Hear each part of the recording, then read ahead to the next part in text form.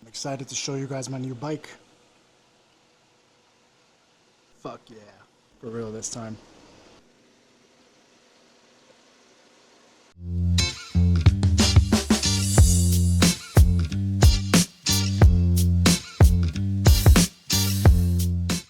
This is our new, to us, 2018 Harley-Davidson Street Bob.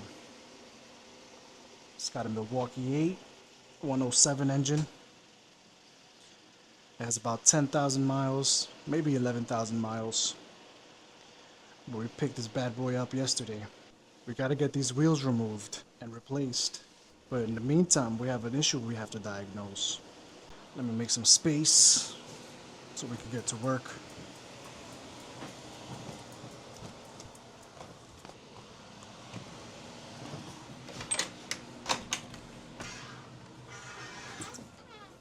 Actually, we'll need this closed. The issue we're having is this bike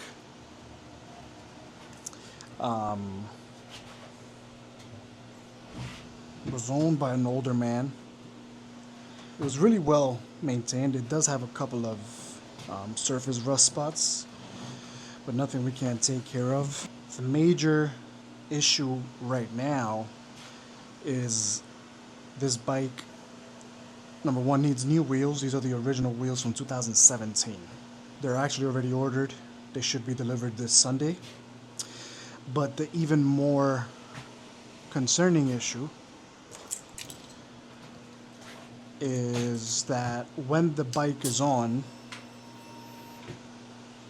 and I press the brake, the rear lights do not blink. Even when I turn on the hazards, there's no blinkage in the back. That's troublesome. Even if I press, the rear brake, it doesn't tell me, doesn't tell anyone that there's braking going on, which is a hazard. Now, on the good side of things, the good side is the blinkers do work individually in each direction. So we got blinkage there, but no hazards and no brake lights. And that's a no-no in my opinion, aside from the fact that it won't even pass inspection, and I have 7 days to get it inspected. So far, I've tried to check if the bulbs are bad. They're not bad. I've tried I looked under the seat to see if there's anything that looks like it was disconnected or anything like that. No luck. Now, let me bring you guys closer so I can show you what I found. Alright, I've got my pick up here, if you can see, and you can still see the brake lights in the back. So if I take my pick and press on that detent, do you see how the brake lights do turn off in the back? I think that's the issue. It's still making enough contact to make the bike think that the brakes are being applied, which is why those brake lights stay on like that. Originally, I thought they were just part of the daytime running lights, but they're not. There's definitely no more slack in the front to move this forward. So I have to figure out what may be adjusted to get that figured out. I've got this torque screw right over here, and I also have one on the bottom over here. So I'm gonna try to loosen those and see what it does. I'm not sure if what part is gonna move there, but at the very least, it's somewhere to start. So let's try that. All right, so you guys can see the detent there. With that, oh yeah. So with this moved, I can get this detent either more hidden, which I believe is the right way, or more exposed, which is pretty much how it was partially. So let me just turn this on. You can see the detent on the bottom there, and also the brake lights. So let's see if I move this in. Oh, there you go. Oh, that was not in place, but that worked. All right, lights are off, and detent's kind of hidden. Not already missed. There you go. So you see lights on and the detent showing. Lights off, detent hidden. So I think I'm gonna hold it here. I'm going to tighten it. I do need both hands, so I'm gonna try that off camera. So we've got a partial fix. Unfortunately, it is literally a 50-50. So if I press the brake, you can see the light right over there. If I press the brake, obviously that light should be on there. There it goes off, right? But if I just press it again, you see, it stays on. And even if I pull this back, it doesn't come off until I press it up. You see, now it's, I guess, more than 50-50. It's kind of just staying on again. Just a little while ago, just a couple of moments ago, it was actually working. So you see, now it depressed fully. So let me try loosening it again and getting it more tighter and see if that does anything. All right, I loosened it and I brought it in a little tighter. And by tighter, I mean this part essentially more into the into this reservoir here. I think that's a reservoir. So this kind of left a weird taste in my mouth for the simple fact that if it's sticking, cars behind me are not really gonna know if I'm braking or not. So I need to kind of really put it to the test to see if this is fixed or not, or if I may need a different switch or whatever it is that that part is called. See, that one stood on. Don't like that. That one came off. That one stood on. But it comes off. So I have a feeling that the detent may be worn out. It may just need to be replaced. I don't know exactly what the process for that is, but look, that one stayed on again. So this just is not safe to ride. So I gotta figure out what I'm gonna do. I may just drive it up the block to see if the local mechanic has a part to replace it with, because I do have to get this inspected in 7 days. I took the assembly apart, and this little section right over here, that's where the detent sits in. Again, I'm using the word detent. I'm not sure if that's the actual name, but it's this little plunger right over here. Maybe plunger is the word. That gray plunger that is that you can see there. And what I'm assuming is that the tip over here may be just worn out from rubbing against this metal section over here. So I'm assuming that that needs to be changed. But I'm also looking in here, and it just seems like it's spring loaded. So I'm assuming that it's either that plastic piece being worn out, or the spring itself just not, recoiling back strong enough to make contact. So it doesn't seem like it's a difficult part to replace, but I'm gonna do some research, and I may just order it online and get that changed. But before that, I just, I made it kind of put more force than before, pushing it that way in. So let's just do more tests to see how reliable this is here. 1, 2, 3, 4, 6, 7, 8, 9, 10, 11, 12, 13, 14, 15, 16. 16 times and it got stuck. Even if I pull this back, it doesn't come off. So there's definitely something. It's either there's not enough on that plunger, or that spring is just not bouncing back enough. So I think I'm just gonna take a ride and see what I can find. So I took a ride up the street. The mechanic said that unfortunately he doesn't carry those type of parts, but he gave me a tip on what may be the issue. So let's see if we can try what he says, and even more importantly, let's see how lucky we get.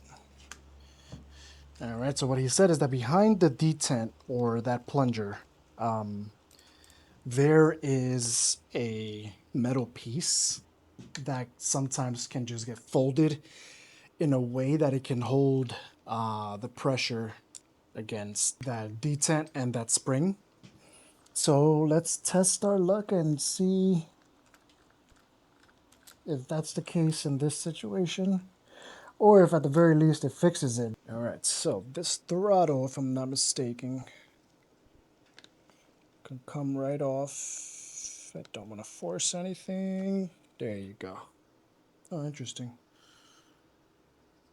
So this is the, wow. I'm sure there's a name for this, but this is how the throttle actually engages. So that's the reason this kind of latches on at the very end of the throttle. So that's the reason why if it's partly out that it actually slides off. That's pretty cool. Pretty good to know. Look at this little spring. Definitely not want to lose this. Let me put it on a magnetic plate.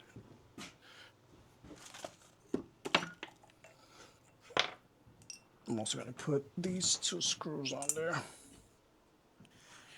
Cannot afford to lose anything right now. Okay, so I don't know if that comes off by pulling it or what, but let's try these pliers gently. Jeez. Alright, that does not seem like it's gonna come out. Let me get a flashlight in here. I gotta be honest, I do not see what he was talking about. There's no metal back there. This may come off somehow. Oh, I see. Good jeez. Okay, this is gonna take some dissecting, I think. Okay, so that's held on by that torque screw. Okay, I see now.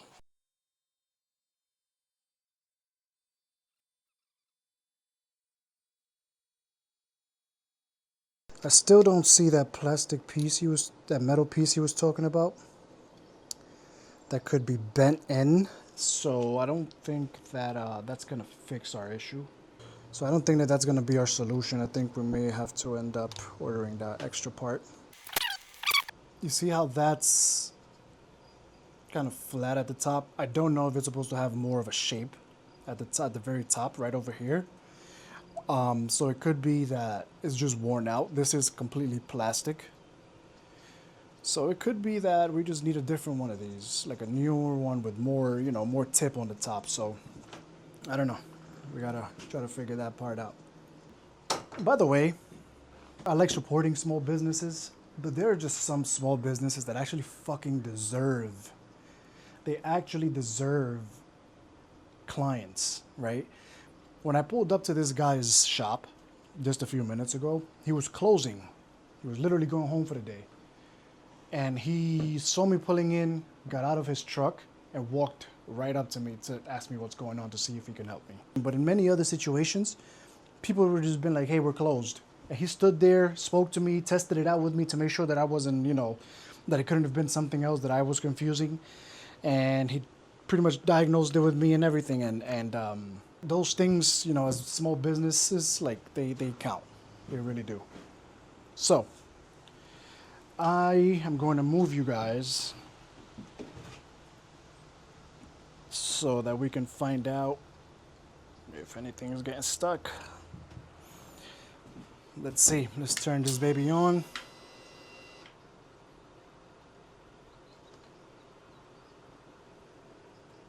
On. Oh my god, it didn't work. Got stuck again. It's even worse than a few minutes ago. Man, I'm trying to think what can help this thing. I think it needs to be pushed in more. But I don't want to fuck with it too much. So it literally just needs something like a 1/16 of an inch to keep enough pressure to do this. And mind you guys, I know these are my brakes. Well, technically they're my brake lights, but I know it's not the right fix.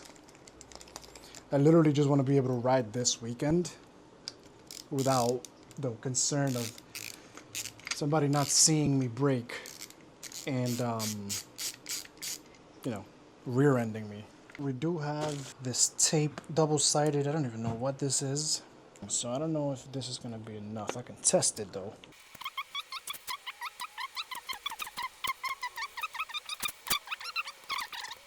So this may work. It's actually the right thickness. The only concern is that this is like a cushion, like a soft.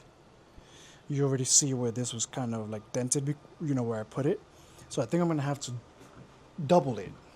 The issue itself is that this plunger right over here, this gray part that you see right over here where the tip is, this thing I'm pressing in, that is either worn out on the front here or the spring that's behind it. It's not making good contact, enough contact with this metal part of the brake handle.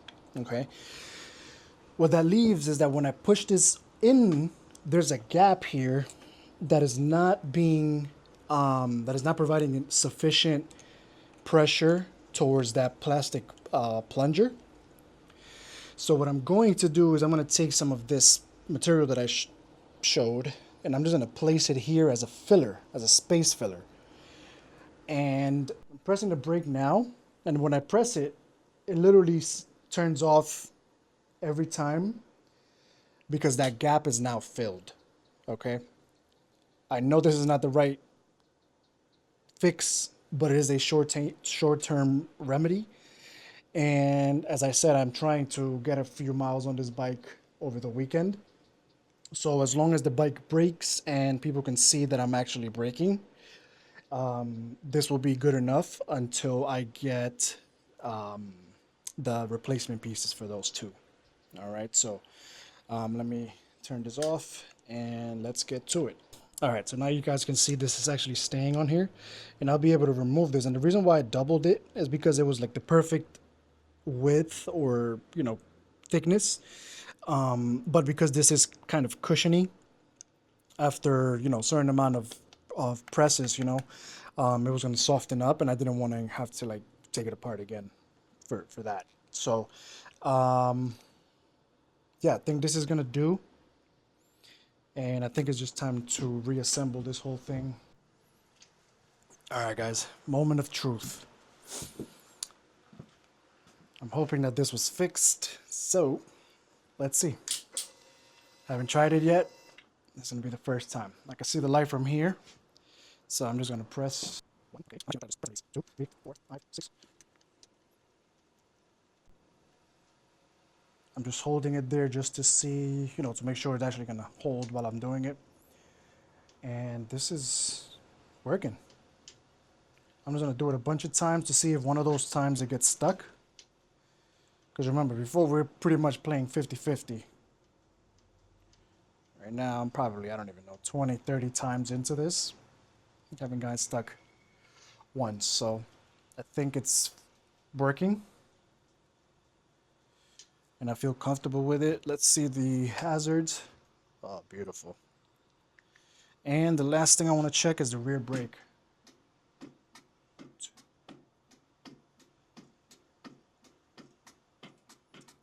Yeah, so it seems like it was just that top one. It really makes sense what was going on there. Something's probably just worn out. So once we get those parts, now we know how to swap them out, and we'll do that along with everything else. Now, I do have some plans, you know, for this bike coming up soon. First on the list is going to be new wheels. They're already ordered. I am just waiting for them to be shipped. And unlike the Street 500, it looks like these are actually both going to get shipped on this, delivered on the same day. So I'm looking forward to that. Those should be coming this upcoming Sunday. And I already spoke to the guy at the shop. He said, you know, just drop them off with me, and I'll get them on as soon as I can. So at some point, probably Sunday or something like that, Monday morning or something like that, we're gonna end up removing the wheels for both of these. So I'll do a video on that. Pretty similar to the other bike, but there are a couple of differences. So yeah, that's to come.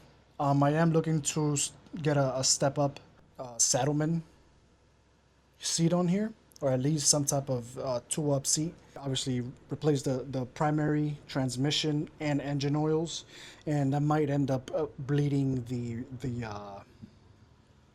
brake oil. I'm gonna try to see if I can call the Harley that I was told this was serviced at, to see if they can give me like just a record of what maintenance was done and when. I think that will be pretty much what I need for the time being. I do want to throw on some different type of mufflers because this bike is really quiet. I don't think I want to commit to a certain exhaust without actually hearing it on this bike or on a similar bike. So I think what I'm gonna do first is maybe do like a slip-on, a couple slip-ons for these, and then, you know, once I get more exposure to these type of bikes, I could, you know, hear what different ones sound like, and then maybe make a decision there. Another thing that I'm kind of looking to change is this crash bar here. I'm a fan of crash bars. Obviously, I'm a newer rider, but the problem is that this thing is pretty low. So I don't really know if I like that. I have seen some that go higher up, so I may look into possibly replacing that at some point. By the way, I love, this is kind of dirty right now, but I love the gray with the red pinstripe here. I think it just looks amazing. I'm still figuring out how I like the mini apes. I don't think that they're bad. I just don't know if I got to play with the adjustment of the bar a little bit or what it is. But aside from that, the bike, you know, looks to be in great condition. I did do, you know, an inspection before I handed over cash, and I'm really excited about the step up. Obviously, you know, jumping from a Street 500cc engine to a 107, it's quite the difference. So I am learning how to, you know, control this throttle, and kind of get rid of the muscle memory from the Street 500. I mean, even the brakes, they're just completely different. So the way the bike handles, the, you know, the way it takes turns and all of that stuff is just literally on a different level. So yeah, really looking forward to it, and I'll see you guys soon.